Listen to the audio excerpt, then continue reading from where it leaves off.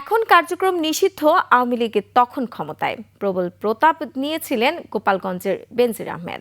ঢাকা মহানগর পুলিশ কমিশনারের পর র্যাবের মহাপরিচালক হয়েছিলেন, পুলিশের শীর্ষ পদেও বসানো হয়েছিল তাকে।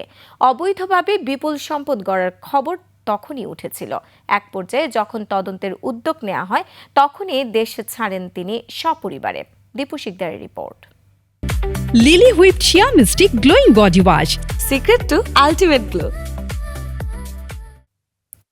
1988 সালে পুলিশে যোগ দেওয়া বেনজির আহমেদ 2020 সালের 15 এপ্রিল থেকে 2022 সালের 30 সেপ্টেম্বর পর্যন্ত আইজিপি পদে ছিলেন। এর আগে ঢাকা মহানগর পুলিশের কমিশনার এবং র্যাবের মহাপরিচালকের দায়িত্ব পালন করেন তিনি। বেনজির আহমেদ এবং তার স্ত্রী ও 2 সন্তানের বিরুদ্ধে পৃথক 4টি মামলা রয়েছে দুর্নীতি দমন কমিশনে। এসব মামলায় তাদের বিরুদ্ধে 74 কোটি টাকার অবৈধ সম্পদ অর্জন ও সম্পদের তথ্য গোপনের অভিযোগ আনা হয়েছে। এর মধ্যে রয়েছে 9 কোটি 44 লাখ টাকা জ্ঞাত আয় বহির্ভূত সম্পদ অর্জন এবং 2 কোটি 62 লাখ টাকা সম্পদের তথ্য গোপন। তার স্ত্রী জিশান মির্জার 31 কোটি 69 লাখ টাকার জ্ঞাত আয় বহির্ভূত সম্পদ অর্জন এবং 16 কোটি 1 লাখ টাকার তথ্য গোপন।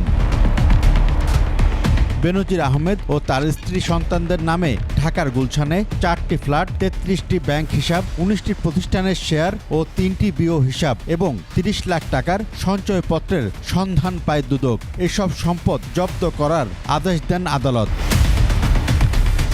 বেনজির আহমেদ ও তার পরিবারের সদস্যদের বিরুদ্ধে অর্থ পাচারের অভিযোগও রয়েছে। দুদক 11 কোটি 34 লাখ টাকা পাচারের অভিযোগে বেনজির আহমেদ ও তার স্ত্রী ও 2 কন্যা সন্তান সহ 4 জনের বিরুদ্ধে মামলা করেছে।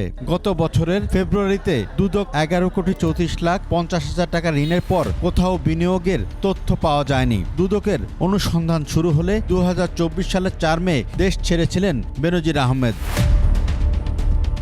এছাড়া মানবতা বিরোধী অপরাধের অভিযোগ, পাশাপাশি অর্থ পাচারের অভিযোগ রয়েছে তার বিরুদ্ধে। মানবাধিকার লঙ্ঘনের জন্য যুক্তরাষ্ট্রের নিষেধাজ্ঞায় পড়া বেনজিরের কীর্তিকলাপের মধ্যে ভুয়া পিএইচডি ডিগ্রি নেয়ার ঘটনাও রয়েছে।